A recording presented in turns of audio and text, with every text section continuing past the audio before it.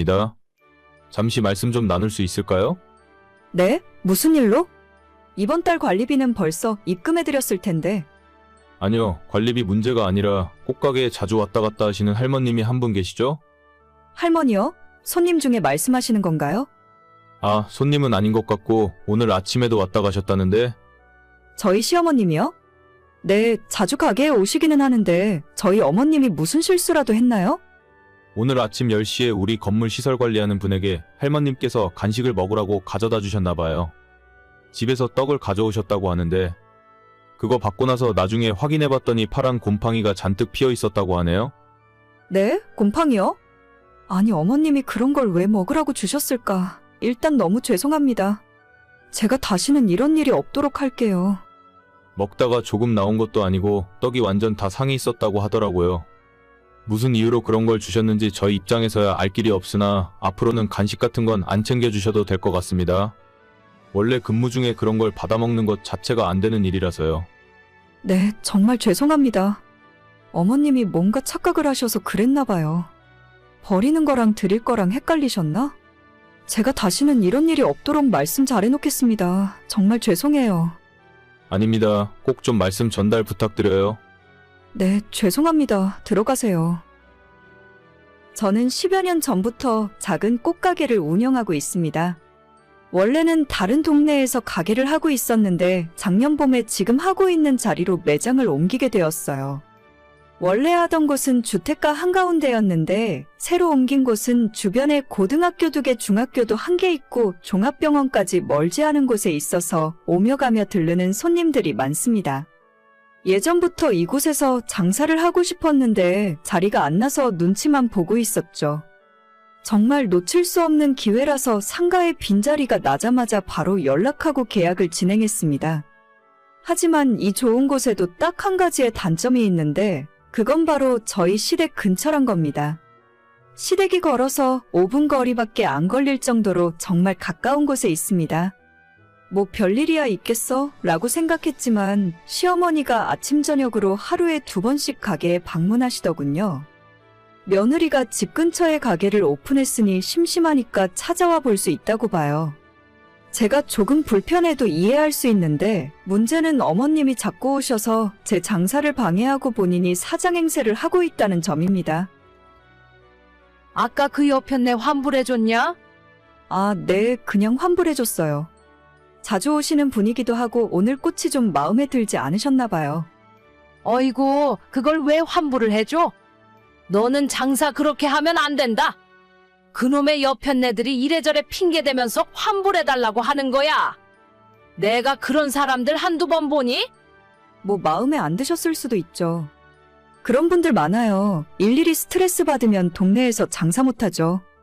안 돼. 자꾸 그렇게 아줌마들 해달라는 거 다 들어주면 남는 것도 없다. 앞으로는 내 허락 없이는 절대 환불해주지 마라.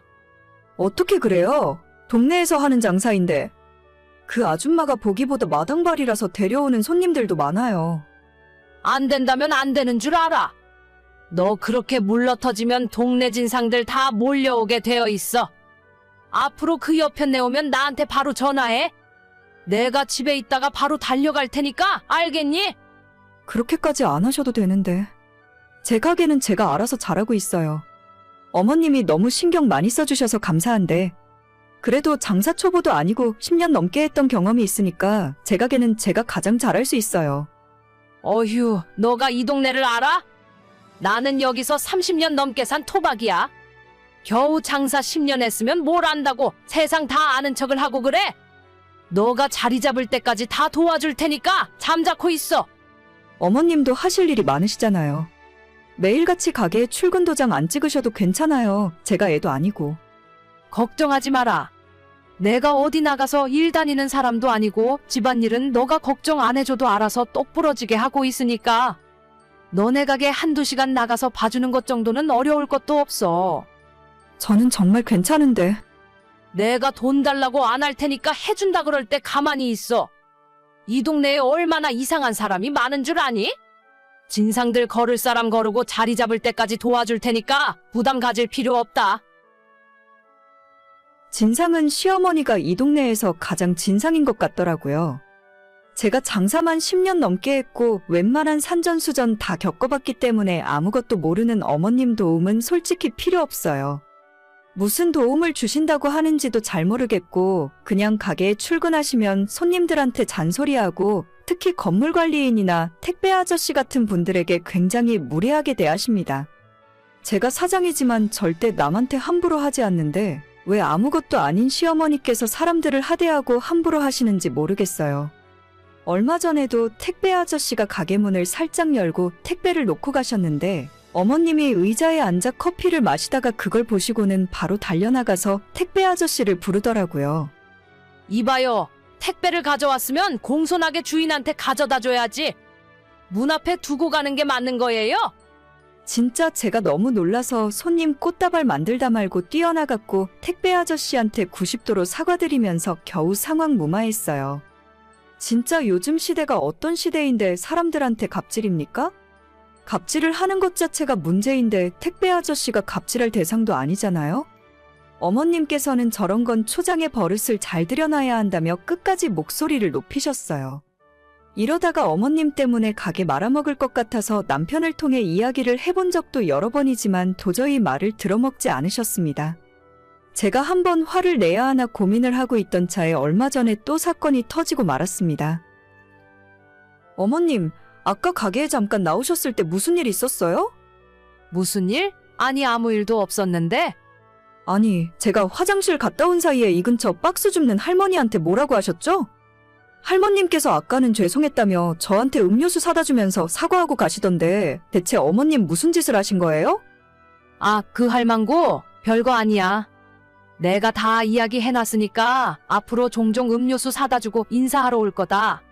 네? 제가 저 할머니한테 음료수를 왜 얻어먹어요? 대체 어머님이 뭐라고 하셨길래 저분이 저한테 미안하다 사과를 하시는데요? 아니, 솔직히 그렇잖냐. 너네 가게에서 하루에 나오는 박스 쓰레기가 얼마나 많니?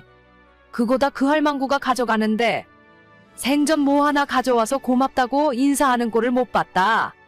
그게 어디 사람이 할 도리니? 그래서 어머님이 그 할머니한테 음료수 사오라고 한 거예요? 그래, 앞으로 종종 음료수 사서 가져오라고 했어. 여름에는 아이스크림도 사오고 그럴 거다.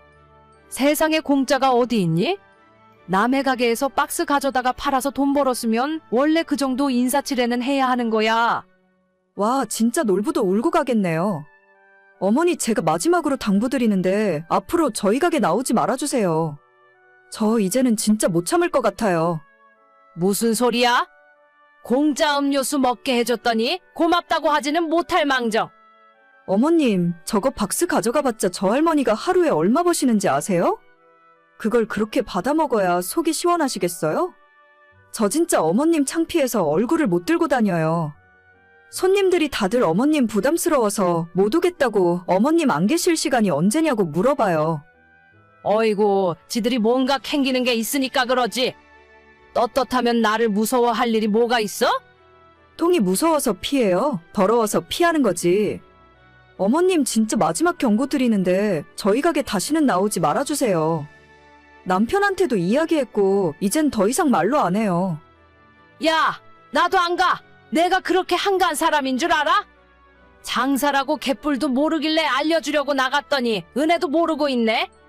은혜 고모고 앞으로 한 번만 더 가게 나와서 사람들 괴롭히시면 어머님이랑 인연 끊고 평생 안 보고 살 테니까 그렇게 아세요. 그래도 시어머니라고 참고 있었는데 정말 세상에 이런 인간 말종이 또 있을까 싶었습니다. 사장은 전데 왜 시어머니가 오만 사람들에게 갑질을 하는 건지. 남편도 자기 엄마가 그런 성격인 줄 몰랐다며 놀랐고 저 역시도 시모의 본성을 알게 된 것 같아서 마음이 싱숭생숭하네요. 한바탕 싸우고 나니 어머님이 다시 가게로 출근하는 일은 없어졌습니다. 요즘 세상이 어떤 세상인데 남한테 그렇게 함부로 하는지 모르겠어요. 건물관리인 분들과도 오해 다 풀고 원만히 지내고 있고 택배 아저씨와 박스 줍는 할머니한테도 우리 어머님이 했던 실수를 정식으로 사과했습니다. 동환이한테 이야기는 들었다. 갑자기 이게 무슨 일이래니? 사돈댁 그 건강하시던 분이 어떻게 된 거야? 저도 잘 모르겠어요. 지병이 있던 것도 아닌데 지난달에 동네 아주머니들이랑 부산 여행까지 잘 다녀오셨는데도 이게 무슨 일인지. 아무튼 지금 병원 내려가는 중이라서 제가 엄마 상태 보고 다시 연락드릴게요. 경황이 없어서 지금 정신이 하나도 없네요. 그래, 별일 아닐 거야. 딸 얼굴 보면 금방 좋아지시겠지? 너도 괜히 이상한 생각하지 말고 마음 단단히 먹고, 알았지? 네, 어머님. 나중에 다시 연락드릴게요. 건강하시던 저희 친정엄마가 갑자기 쓰러졌다는 소식을 듣고 정말 정신없이 친정으로 달려 내려갔어요. 손이 너무 덜덜 떨려서 운전대를 잡지도 못했고 남편이 대신 운전해주는 차 조수석에 앉아서 우리 엄마가 무사하기만을 기도하고 있었죠. 3년 전에 아빠 먼저 돌아가시고 한동안 많이 힘들어 하셨는데 그래도 올해 들어서는 조금 괜찮아지셨는지 웃는 것도 많이 늘어나셨고 원래 예전부터 좋아하시던 등산도 주말마다 다니시는 것 같더라고요. 제가 집안에서 외동딸이지만 먼 곳으로 시집와서 따로 살고 있었기 때문에 엄마가 혼자 된 이후로는 자꾸 마음이 쓰였고 자주 찾아뵙지 못해서 죄송한 마음이었습니다. 지난달 동네 친구분들이랑 부산 여행 간다고 해서 용돈도 많이 드렸고 재미있게 잘 놀다가 오셨는데 갑자기 쓰러졌다는 연락을 받으니 이게 무슨 일인가 싶더라고요. 혈압이 좀 있으셔서 예전부터 약을 드시긴 했지만 그래도 아직 엄마 나이가 70대 초반이라서 괜찮을 거라 생각했습니다. 차로 2시간 걸리는 병원으로 내려가면서 얼마나 빌고 또 빌었는지 몰라요. 병원에 도착했을 때는 이미 중환자실에 계셨고 급하게 무슨 수술을 해야 한다더라고요. 정신없이 동의서에 사인하고 수술을 했지만 중환자실에서 이틀 후에 돌아가셨어요. 아이고, 그 건강하시던 분이 병원에서는 뭐라고 하니? 급성 심근경색이었대요. 원래 혈압이 있긴 했는데 저는 정말 수술하면 괜찮아지실 줄 알았어요. 그래, 일단 너는 네 정신이나 단단히 챙기고 있어라. 너희 친척들한테도 전화해서 말씀드리고 내가 이딴 네 시아버지 집에 오는 대로 준비해서 내려가마.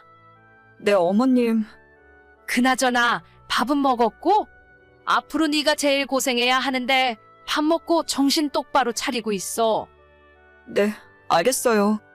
뭐 잘 모르는 거 있으면 동환이한테 물어보고. 걔가 예전에 작은 아버지네 장례 치를 때도 다 경험해봤기 때문에 일이 어떻게 돌아가는지 잘 알고 있을 거다. 너는 정신 없을 테니까 동환이한테 다 맡기고 좀 쉬고 있어. 네, 안 그래도 남편이 다 알아서 해주고 있어요. 그래, 그럼 이따 내려갈 테니까 그때까지 정신 좀 차리고 있어라. 아빠에 이어서 갑자기 엄마까지 돌아가시고 진짜 하늘이 무너지는 기분이 어떤 건지 잘 알게 되더라고요. 아빠 장례식 때는 울다가 지쳐서 실신할 정도였는데 막상 엄마가 돌아가시고 나니 눈물도 잘 안 나오고 정말 제정신을 차리고 있을 수 없었습니다. 너무나도 슬프긴 한데 한번 울기 시작하면 완전 무너져 버릴 것만 같아서 조문 오시는 손님들한테 말도 한마디 더 하고 친구들한테 밝은 모습도 보이면서 잘 버티고 있었죠. 물론 마지막 발인할 때는 정말 기절하기 직전까지 울었지만 그래도 제가 끝까지 정신 똑바로 차리고 있던 덕분에 엄마의 장례식까지 잘 마무리할 수 있었습니다. 나중에 주변에서 독하다 아니면 대단하다는 말이 들리기도 했지만 그런 건 신경 쓰지 않았어요. 아빠 돌아가셨을 때는 엄마가 있었지만 엄마 돌아가셨을 때는 저까지 쓰러져 버리면 안 될 것 같아서 끝까지 참았던 거니까요. 집에 돌아와서 회사에서 줬던 휴가도 다 쓰고 바로 정상적으로 출근하며 지내고 있었습니다. 속으로는 너무 슬프고 순간순간 미칠 것 같았지만 애써 참으며 태연한 척하고 있었죠. 너는 정말 독하고 대단하다. 어떻게 발인하는 날까지 눈물 한 방울 안 흘리고 참고 있을 수가 있니? 저도 안 보이는 곳에서 혼자 울었어요. 다들 너무 걱정해 주셔서 괜히 그 앞에서 눈물 보이기 민망하더라고요. 그랬니? 나는 너가 정말 바늘로 찔러도 피 한 방울 안 나오는 사람인 줄 알았어. 아무튼 이제 다 끝났으니 하는 이야기지만 평소 앓던 지병 같은 것도 없다가 그렇게 가시는 것도 일종의 복이라고 생각해라. 길게 아프고 병치레 하면 산 사람도 고통이고 가족들도 너무 힘든 거야. 네, 무슨 말씀이신지 알아요. 그래, 너는 똑똑한 애니까 내가 하는 말이 어떤 의미인지 알아들을 거다. 아무튼 이제 산 사람은 또 열심히 살아야지. 너희 어머니 혼자 사시던 집이나 주변 정리는 다 끝난 거야? 아직 그대로 있어요. 도저히 건드릴 수가 없어서 그냥 두고 있는데 시간을 두고 천천히 정리하려고요.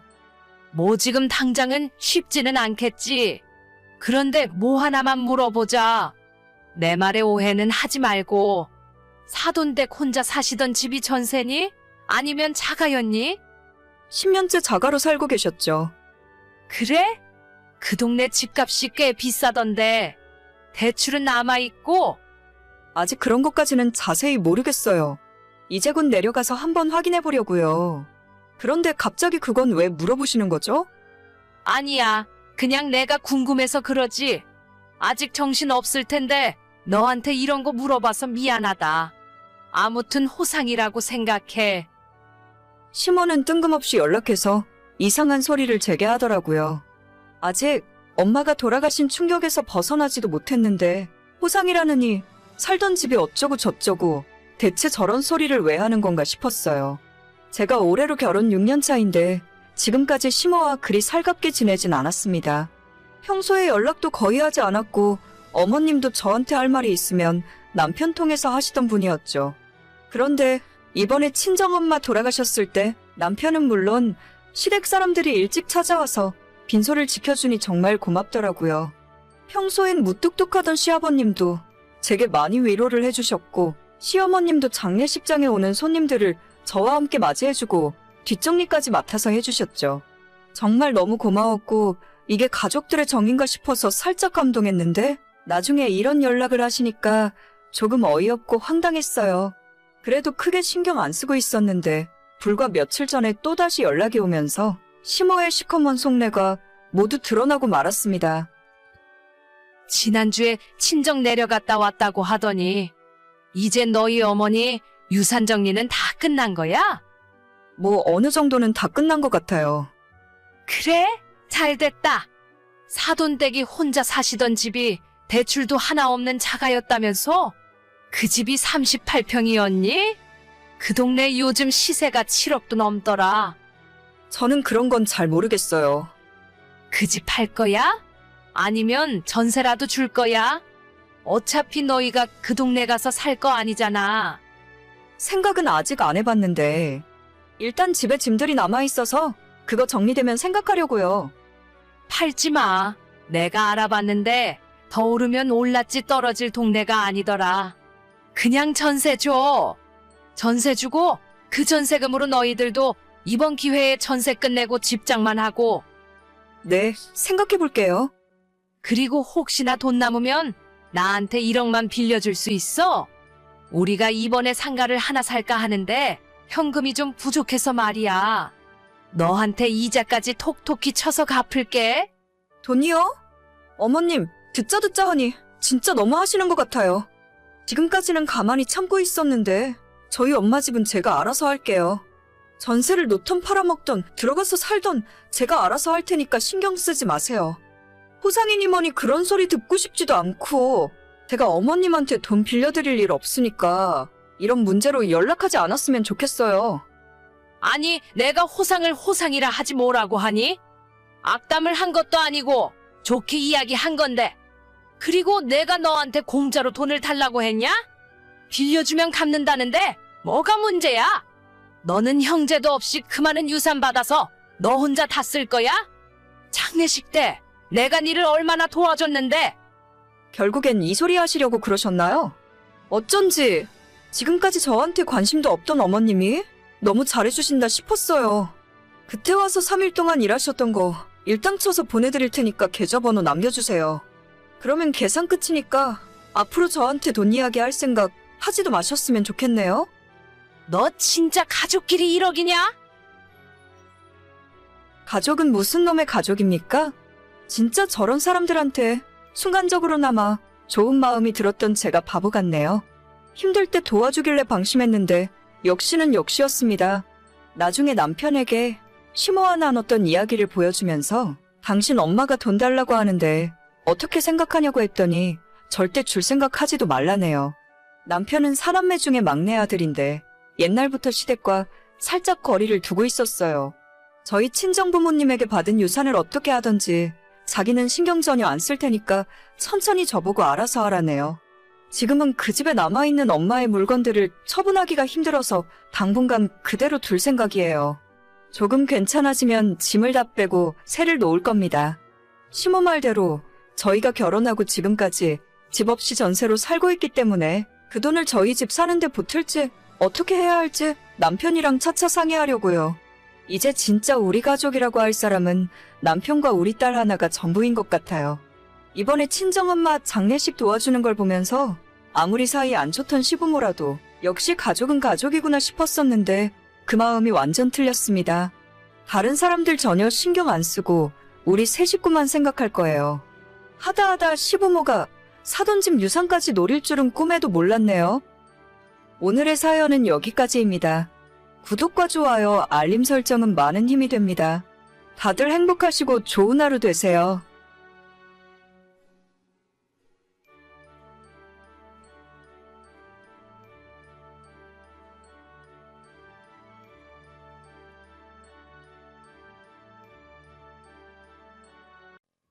저는 33이고 내년에 학교 들어가는 딸을 두고 있는 평범한 아이 엄마입니다.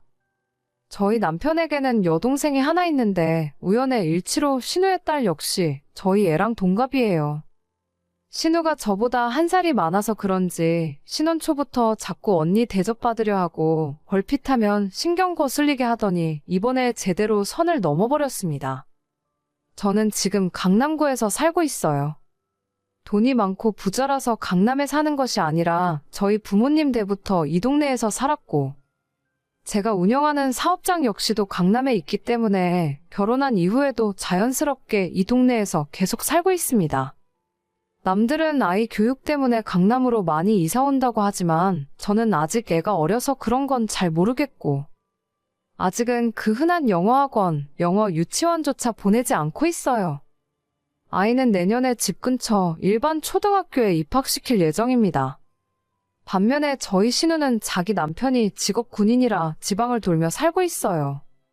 어디라고 지역은 이야기 안 하겠는데 전방이고 인구도 얼마 없는 시골이나 마찬가지입니다. 제가 서울 부심을 부리는 건 아니지만 태어나서 처음 들어보는 지역이었어요. 신우는 작년까지만 해도 자기 사는 동네가 얼마나 살기 좋고 주변 자연환경이 좋다며 자랑을 하더라고요.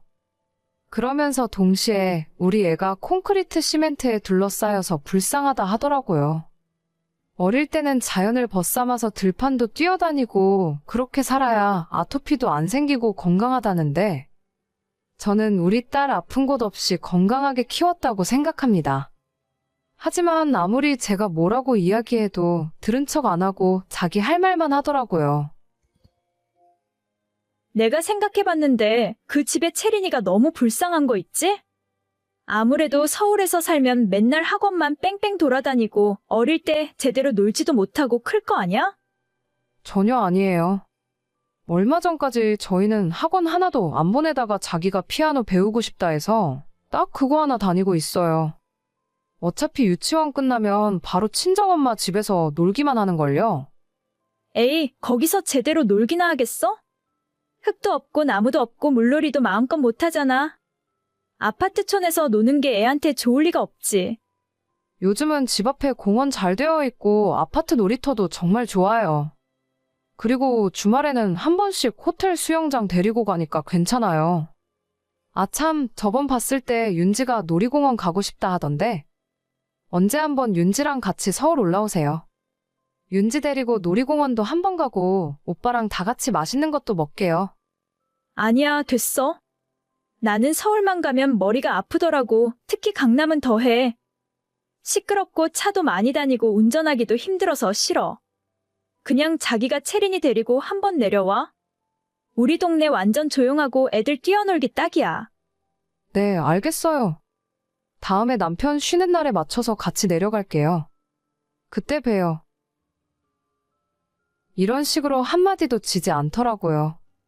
저는 시골에서 아이를 키우는 것도 나름대로의 장점이 있다고 생각하고 서울에서 아이를 키우는 것도 분명히 단점이 있다고 생각하고 있어요. 제가 직접 시골 생활을 오래 경험해본 것은 아니지만 자연에서 뛰어놀면서 자유롭게 크는 아이들을 보면 가끔은 저런 것도 나쁘지 않겠다 싶었습니다. 하지만 우리 부부의 삶의 터전이 지금 여기에 있고 굳이 저희가 시골로 내려가서 살 이유가 하나도 없기 때문에 신은혜와 저희들의 사는 방식의 차이일 뿐이라고 생각했었죠. 남편도 처음부터 자기 동생 성격이 어렸을 때부터 이상하니까 말 길게 섞지 말라고 제게 경고한 적이 있었어요. 선천적으로 셈이 많고 다른 사람에게 지기 싫어하는 그 성격 때문에 주변에 사람도 별로 없고 친구도 거의 없는 거나 마찬가지라고 하더라고요. 그동안 신우가 무턱대고 도시 생활보다 자기가 더 행복하게 산다고 말할 때마다 살짝 속이 상했지만 별말 없이 넘어갔는데 최근 들어서 너무 말도 안 되는 이야기를 하는 겁니다. 내가 가만히 생각해봤는데 아무래도 채린이는 시골에서 좀 살아봐야 해. 어떤 다큐멘터리를 봤는데 도시에서 태어나 자란 애들은 면역력도 부족하고 감수성도 없다 하더라고. 아니에요. 지난 겨울에도 감기 한 번 걸린 적 없이 건강하게 잘 놀았는걸요. 걱정해 주시는 건 고마운데 저희도 나름대로 신경 써서 키우고 있어요. 조금 있으면 아이들 방학이잖아. 채린이를 우리 집에서 몇 달 지내게 하는 건 어떨까? 네, 저희 딸을 거기로 보내라고요? 글쎄요, 그럴 필요까진 없을 것 같은데. 왜?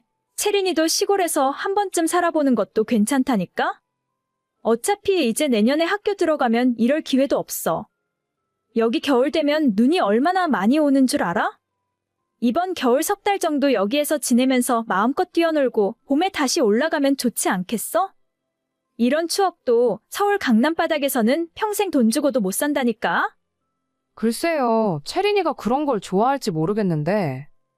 나중에 남편이랑 상의를 한번 해보고 말씀드릴게요. 상의는 무슨 상의야? 우리 오빠는 내가 저번부터 이야기했더니 애들은 원래 시골에서 커야 한다고 말했었어. 우리 남매가 원래 시골 출신이잖아. 걱정하지 말고 내려보내. 내가 잘 봐줄 테니까. 아무리 그래도 석 달씩 내려보내는 건 좀. 너무 애를 품속에서 키우는 것도 잘못이야. 나랑 우리 오빠는 어릴 때 방학만 되면 할머니 집에 가 있었다니까. 애들도 부모 품을 떠나봐야 부모의 소중함을 알지. 우리 채린이도 걱정이긴 한데, 형님이 두 아이들을 방학 내내 봐주시면 힘드시지 않을까요? 방학 때는 한 명도 돌보기 힘들잖아요. 2명? 그게 무슨 소리야? 채린이랑 윤지 2명이요. 아, 내가 중요한 말을 깜빡했구나? 뭔가 오해하고 있는 것 같은데? 채린이가 우리 집에 와서 살고 윤지가 그 집에 가서 지낸다는 소리였어. 방학 때 학원 좀 보내려고 하는데 알다시피 여긴 학원이 없잖아. 초등학교 들어가기 전에 선행학습으로 영어랑 수학 정도는 기본이라더라. 아무래도 이런 시골보다는 서울 강남의 학원은 더 잘 되어 있겠지. 네, 윤지를 저희 집에서 데리고 있으라고요? 그래서 대신 채린이를 내려보내라고 하신 거예요? 응, 2명을 한 번에 봐주는 건 아무래도 힘들잖아. 그 집에서 우리 윤지 봐주고 대신 내가 채린이 봐준다는 소리였어. 아니요, 그럴 생각 없어요. 저희 채린이도 피아노 학원도 다녀야 하고 나름 여기서 할 일이 많아서요. 그래? 그럼 어쩔 수 없지. 나는 나름대로 배려해주려고 한 건데. 그럼 우리 윤지만 올려보낼게. 학원은 내가 미리 봐뒀거든. 학원비는 보내줄 테니까 방학 때 석 달만 맡아줘. 석 달이요? 아니요, 그건 좀 곤란할 것 같아요. 윤지 올라오면 지낼 방도 없거든요. 애들인데 방이야 아무데나 쓰면 돼. 채린이 방에 같이 자게 하면 될 거 아니야? 아니요, 전 그럴 생각 없어요. 학원 보내고 싶으시면 다른 방법을 찾으셔야 할 것 같아요. 아니, 그냥 애 하나 먹이고 재워달라는데 그게 그렇게 힘든 일이야? 하루도 아니고 석 달씩이나 남의 집 애를 봐줄 수가 없어요. 남편도 저도 맞벌이 하는데 낮에는 저희 친정엄마가 애를 봐주셔야 하거든요. 그럼 민폐를 끼칠 수는 없는 일이죠. 애 하나 더 보는 게 뭐가 어렵다고 그래? 진짜 서울에 산다고 유세 떠는 거 아니야? 만약에 나였으면 채린이 몇 달 봐주는 건 일도 아니었을걸? 죄송한데 저는 아니라서요. 이 문제는 더 이상 할 이야기가 없을 것 같네요. 우리 오빠한테 다 이야기할 거야. 내가 시골 산다고 무시하는 것 같은데 절대 그냥 안 넘어가. 저는 한 번도 무시한 적 없어요. 그렇게 느낀다면 그런 생각을 하는 사람이 문제겠죠. 저희 집을 친정부모님께서 사주신 건 알고 계시죠? 자꾸 억지 부리시면 오빠가 중간에서 가장 곤란해하지 않을까요? 그럼 알아들으신 걸로 알고 여기까지만 할게요. 이 문제로 더 이상 식구들끼리 시끄럽지 않았으면 좋겠어요. 갑자기 연락해서 우리 딸을 자기 집에 보내라고 하길래 무슨 소리인가 싶었어요. 결국은 신우가 자기 딸을 서울에서 학원에 보내고 싶었나 봅니다. 제가 집에서 살림하는 사람이면 조카를 봐줄 수도 있을 것 같은데 맞벌이를 하면서 늦게 퇴근하고 집에 오니 그럴 수도 없어요. 안 그래도 우리 딸 하나 친정엄마한테 맡겨놓는 것도 너무 죄송한데 조카까지 엄마한테 부탁할 수는 없는 노릇이잖아요. 적당히 알아들었으면 그만해야 하는데 쓸데없이 오기를 부리다가 서로 얼굴 붉히는 일까지 생겨버려 유감이네요. 그나마 눈치는 있는지 저희 남편한테 이야기는 안 한 것 같아 다행입니다.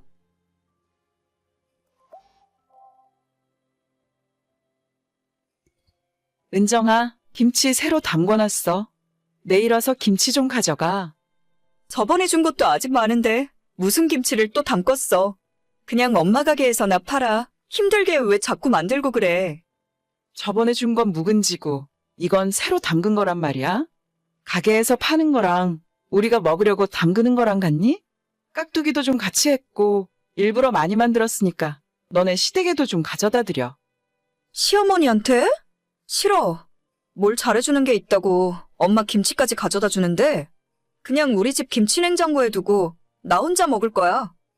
이거 사. 먹을 걸 가지고 그러면 벌 받아.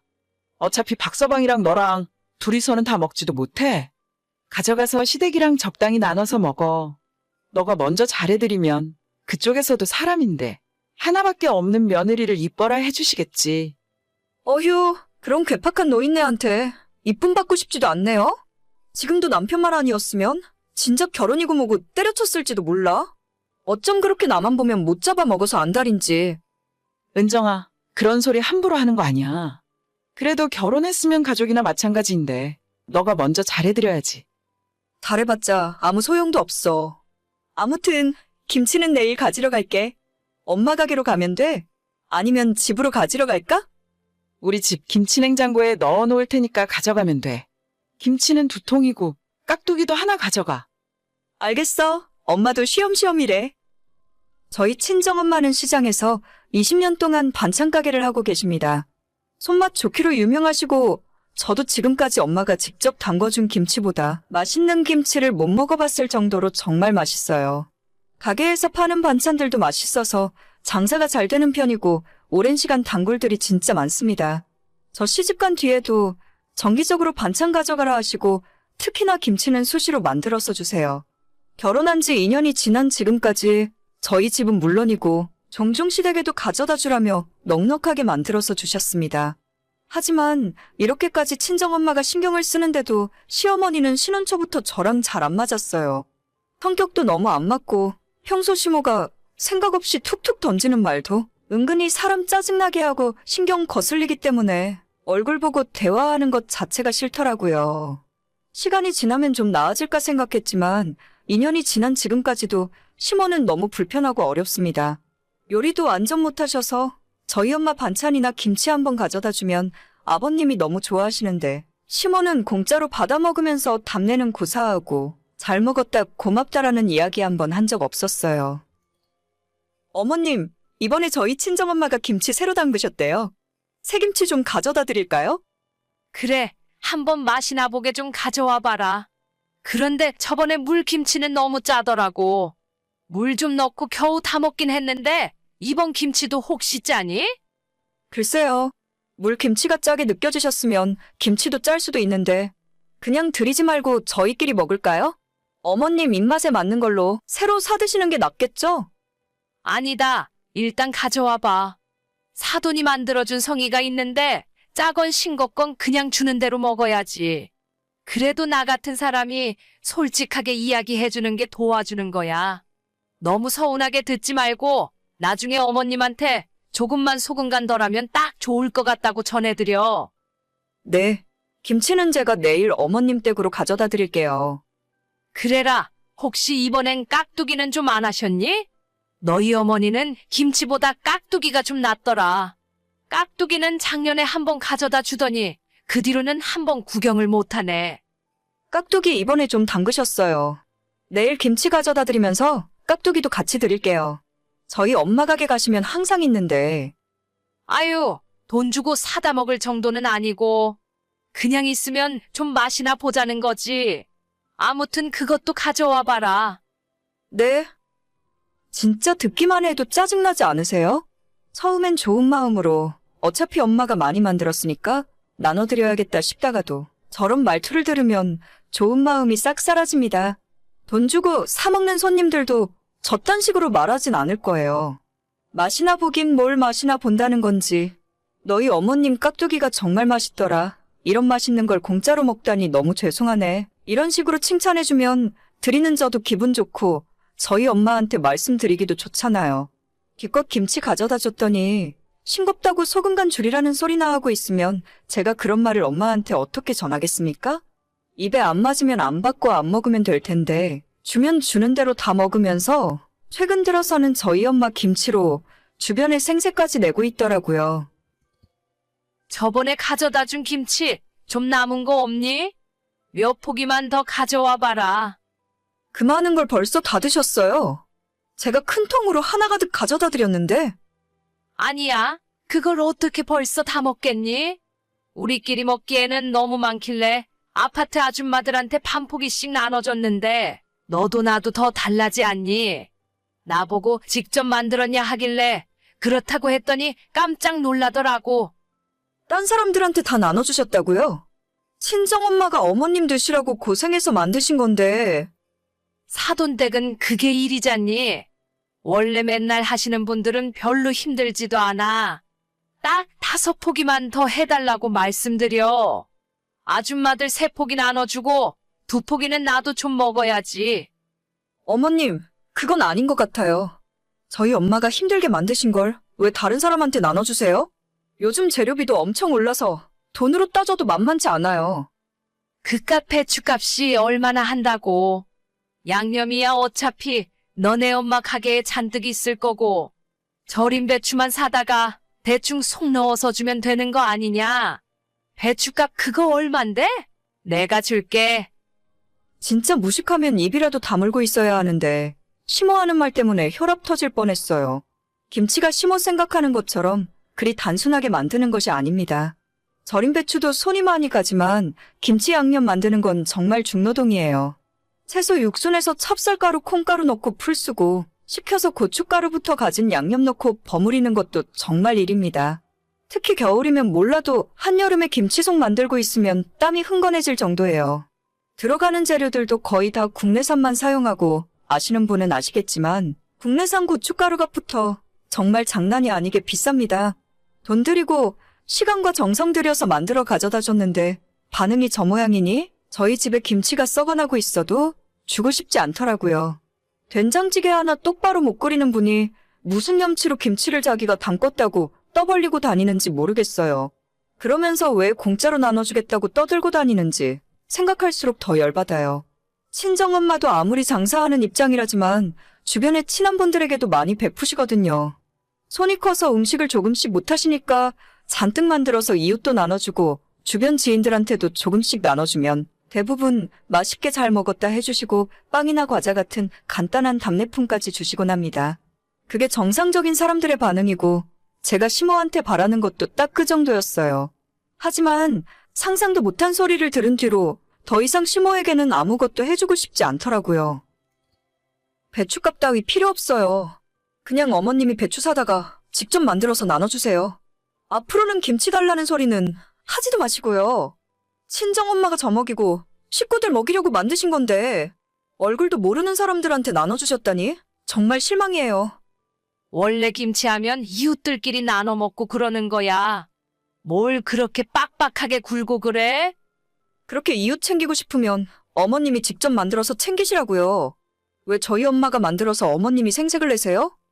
이미 다 주겠다고 이야기해놨는데 그럼 나보고 어쩌라고? 그럴 거면 처음부터 주지를 말던가. 다 얘기해놨는데 이제 와서 이러니까 나도 헷갈리고 기분이 좀 그러네. 앞으로는 헷갈리시는 일 없게 다신 안 드릴 거예요. 엄마가 가게에서 돈 받고 파는 것보다 훨씬 정성 들여 만들었는데 진짜 서운한 걸 넘어서 너무 황당하고 슬퍼요. 김치는 이제 못 드릴 것 같아요. 뭔 김치 하나 때문에 슬프기까지 해? 알았다. 나도 치사해서 더는 이야기 안 한다. 그렇게 저는 시모와 완전 사이가 멀어지게 되었습니다. 친정엄마 속상할까봐 직접 이야기는 안 했지만 앞으로 엄마가 주시는 모든 반찬들은 시댁엔 가져다 주지 않을 겁니다. 시모는 입이 방정이라서 말을 하면 할수록 스스로 점수를 깎아먹는 것 같아요. 저랑 그렇게 한바탕 하고 며칠 뒤에 시장에 있는 저희 엄마 반찬 가게에 조용히 나타나서 김치 몇 포기를 사갔다 하더라고요. 주변에 떠벌려 놓은 게 있으니 주긴 줘야 하니까 결국 본인 돈 주고 사서 선물해 줬나 봅니다. 왜 저렇게 멍청한 짓을 자처하는지 가만히 있었으면 저희 친정엄마가 계속 챙겨줬을 텐데 스스로 굴러들어온 복을 걷어차버리네요. 저는 이번 기회로 다신 시모에게 호의를 베푸는 일도 없을 거고 잘 지내려고 노력도 하지 않을 거예요. 정말 사람한테 이렇게까지 실망한 적도 처음입니다. 오늘의 사연은 여기까지입니다. 구독과 좋아요, 알림 설정은 많은 힘이 됩니다. 다들 행복하시고 좋은 하루 되세요.